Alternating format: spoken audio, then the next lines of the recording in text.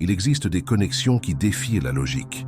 En silence, sans un mot, nous sentons quelque chose vibrer en nous lorsque l'âme de l'autre nous touche à distance. Ce phénomène mystérieux, cette impression de percevoir quelqu'un qui nous est spirituellement lié, éveille un appel profond, presque ancestral.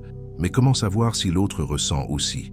Quand la flamme jumelle s'accorde à nous, l'univers répond par des signes subtils, mais inconfondibles.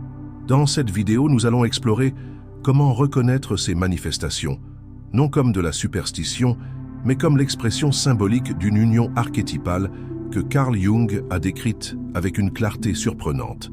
Préparez-vous à plonger dans une quête de connaissances intérieures où l'invisible se révèle dans les détails du quotidien. Et si, à la fin de cette vidéo, quelque chose résonne en vous, laissez en commentaire « Je sens cette connexion vivante en moi ». La théorie des flammes jumelles, bien qu'elle n'ait pas été formulée directement par Carl Jung, trouve une résonance profonde dans ses concepts centraux. Pour Jung, la psyché humaine est composée de forces opposées et complémentaires, l'inconscient et le conscient, le masculin et le féminin, l'ombre et la persona. Quand nous ressentons un lien inexplicable avec quelqu'un, surtout à distance, il ne s'agit pas seulement d'une connexion affective, mais d'un miroir archétypal révélant des aspects cachés de nous-mêmes. L'expérience de sentir que sa flamme jumelle est connectée peut être comprise à travers la notion de projection. Des parties inconscientes de nous-mêmes sont projetées sur l'autre, déclenchant des émotions intenses. Mais à la différence des relations ordinaires, le lien entre flammes jumelles porte en lui le potentiel d'individuation, ce processus par lequel l'individu devient entier en intégrant ses opposés intérieurs. Lorsque votre flamme jumelle vous ressent, des signes apparaissent car des contenus inconscients partagés s'activent simultanément. C'est comme si deux âmes reflétaient leur processus psychique, touchant des zones profondes qui demandent guérison, reconnaissance et intégration. Cette dynamique implique aussi l'ombre, puisque l'autre reflète souvent ce que nous nions en nous, nos peurs, désirs refoulés et blessures non résolues. De plus, Jung décrit l'anima et l'animus comme des archétypes intérieurs, le féminin dans la psyché masculine et le masculin dans la psyché féminine.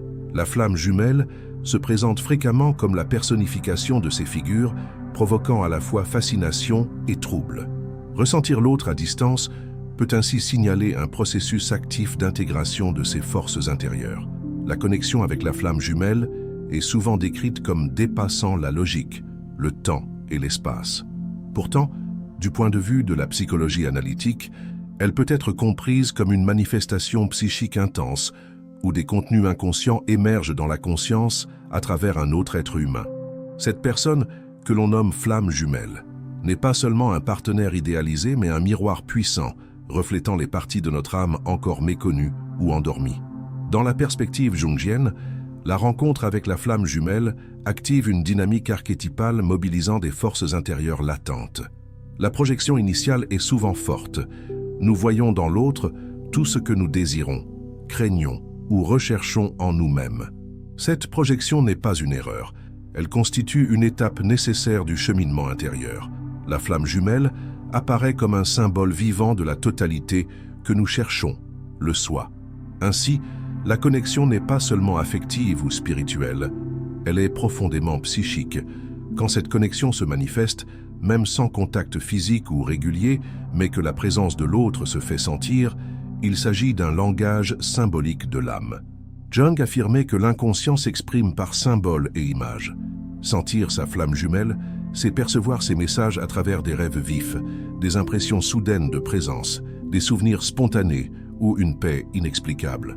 Ce sont des signes qu'un dialogue actif existe entre les inconscients, comme si les âmes communiquaient dans une dimension que l'esprit rationnel ne saisit pas encore. Cette communication n'est pas de la télépathie au sens mystique, mais une forme de synchronicité entre les inconscients personnels et l'inconscient collectif. Jung définissait la synchronicité comme la coïncidence de deux événements reliés non par la causalité, mais par un sens partagé. Ainsi, lorsque deux êtres profondément liés ressentent la même chose au même moment, à distance, cela peut être compris comme une synchronicité significative. Ce n'est pas un hasard, mais une expression symbolique de l'union psychique. L'anima et l'animus, selon Jung, sont souvent projetés sur les personnes avec lesquelles nous tissons des liens profonds. Dans le cas de la flamme jumelle, Cette projection est si intense que l'autre semble nous compléter. Ressentir sa flamme jumelle, même de loin, c'est sentir l'activation de ses archétypes intérieurs. Cela éveille non seulement amour ou désir, mais aussi peur, conflit, exaltation. C'est un appel à la transformation. La connexion confronte aussi à notre ombre, ses aspects refoulés ou rejetés de nous-mêmes. La flamme jumelle réactive des blessures anciennes, des déclencheurs émotionnels et des souvenirs enfouis. Elle n'est pas seulement réconfort, elle est aussi défi. Elle pousse à se tourner vers l'intérieur, à affronter nos vérités cachées et à avancer sur le chemin de l'individuation, ce processus qui nous mène vers l'intégration et la complétude. Dans ce cadre, la présence ressentie de la flamme jumelle, même sans contact visible, est un rappel du travail intérieur nécessaire. L'autre n'est pas là pour combler, mais pour révéler. L'âme reconnaît l'âme, car il existe un dessein symbolique derrière ce lien. Ce n'est pas seulement être avec quelqu'un, mais devenir entier grâce à la présence signifiante de l'autre. Ainsi, la nature psychique de cette connexion n'est pas une simple intensité émotionnelle, mais un mouvement profond de l'âme vers la totalité. C'est l'inconscient qui appelle à l'intégration, utilisant l'image de l'autre comme pont. Ressentir la flamme jumelle, c'est en réalité ressentir ses propres profondeurs, ses couches les plus secrètes et essentielles. Cette expérience est souvent marquée par des manifestations intérieures intenses, difficilement explicables rationnellement. Pour Jung, ces signes sont des expressions de l'inconscient prenant forme par des sensations, émotions et pensées spontanées, chargées de symbolisme. C'est une communication silencieuse, mais puissante, entre deux âmes liées par des archétypes et des processus inconscients communs. Le premier signe le plus courant est la sensation soudaine de présence. Sans raison apparente, on sent l'autre proche, même s'il est loin. Ce n'est pas une illusion pathologique, mais une manifestation psychique légitime qui peut surgir lors d'une méditation, d'une introspection ou d'activités quotidiennes. Le corps réagit. Frissons, chaleur dans la poitrine, rythme cardiaque accéléré ou paix profonde apparaissent comme réponse à l'énergie de l'autre.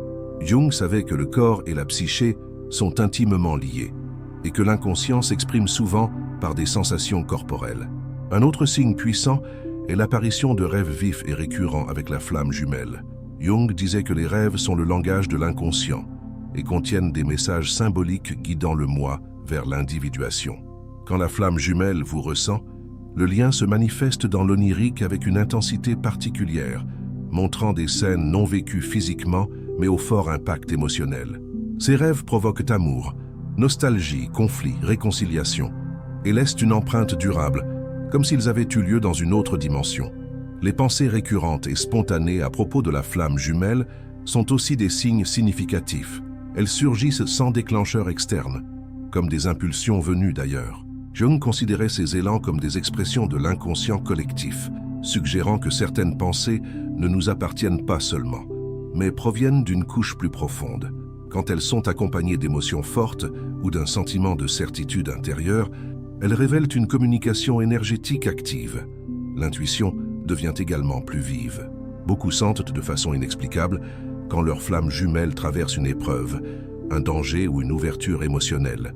Cette sensibilité accrue traduit une expansion de conscience, où la psyché capte des informations subtiles échappant au sens ordinaire. Jung rapprochait cela de la synchronicité, où les événements internes et externes se rejoignent par le sens. Mais sentir la flamme jumelle fait aussi remonter de violents conflits intérieurs. Amour et colère, désir et peur, proximité et distance émergent ensemble. Ce lien touche des couches profondes de la psyché, y compris l'ombre. Jung enseignait que l'intégration de l'ombre est douloureuse mais nécessaire. Reconnaître ce que nous projetons sur l'autre, sentir la flamme jumelle, c'est souvent ressentir cette activation des contenus refoulés qui remontent non pour déstabiliser, mais pour transformer. Un autre signe marquant est le sentiment de complétude ou de but retrouvé. Même en l'absence de l'autre, on sent un contact avec quelque chose de plus vaste, donnant un sens renouvelé à l'existence. Cela survient car la flamme jumelle éveille l'archétype du soi, le centre de la psyché qui guide l'individuation. L'âme se reconnaît dans le miroir de l'autre et se met en mouvement vers sa propre totalité. On constate aussi une modification de la perception du temps. Passé et futur semblent s'effacer au profit d'un présent élargi. Cette distorsion temporelle montre que la psyché agit hors des limites du moi rationnel, accédant à une dimension symbolique où l'âme de la flamme jumelle est perçue comme éternellement présente.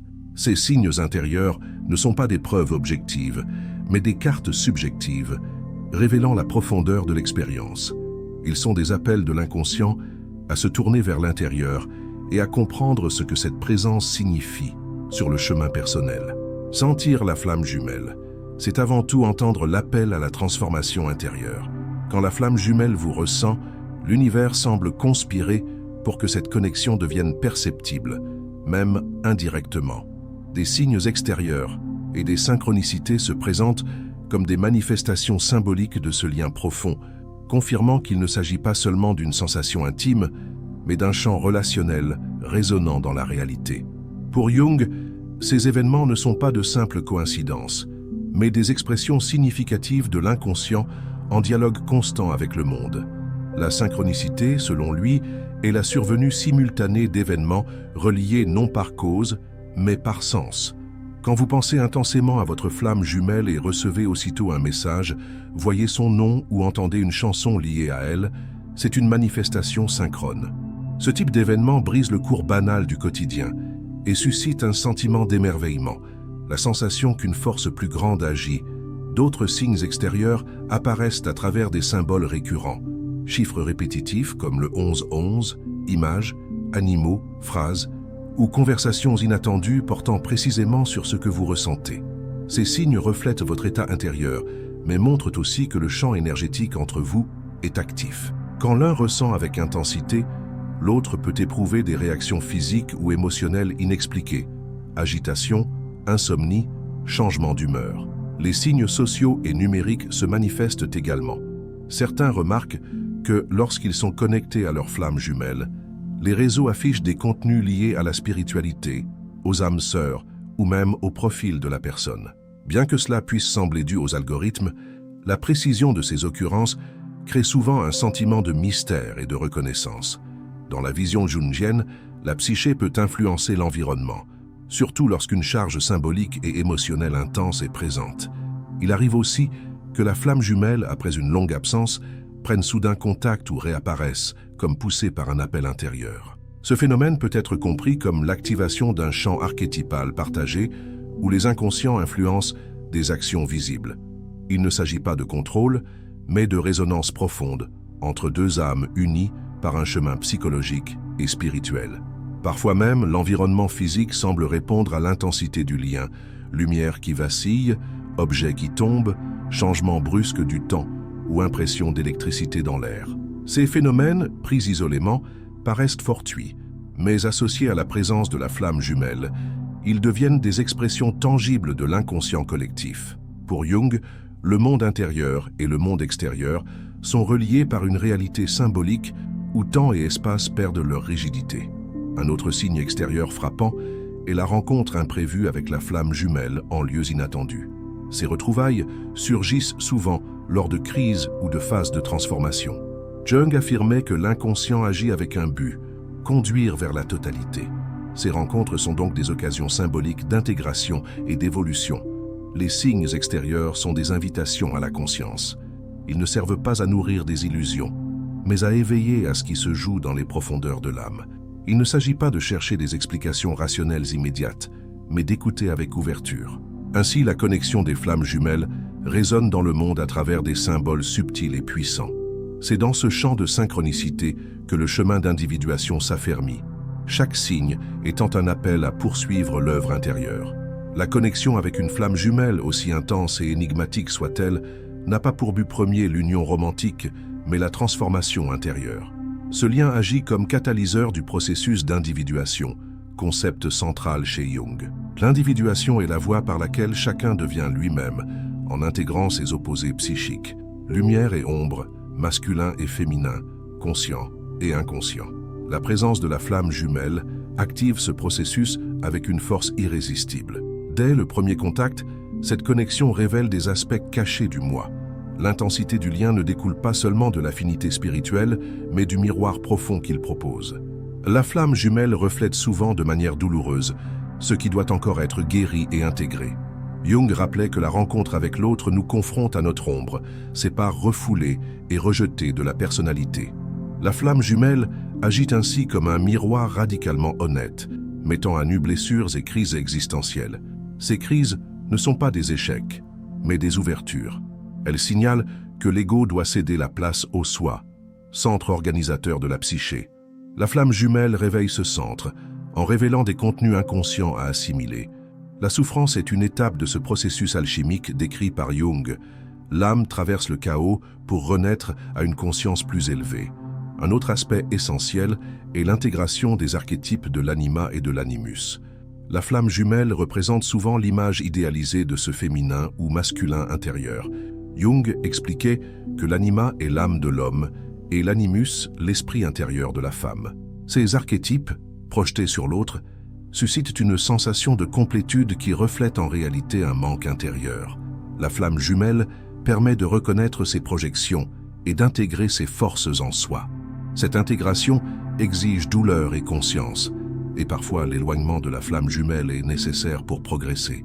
Le paradoxe est que la séparation conduit souvent à l'individuation, car elle oblige à se tourner vers soi-même. L'autre cesse d'être indispensable et devient symbole de transformation. Ce lien cesse d'être dépendance et devient moteur de croissance. La flamme jumelle éveille aussi une nouvelle capacité d'aimer de manière consciente.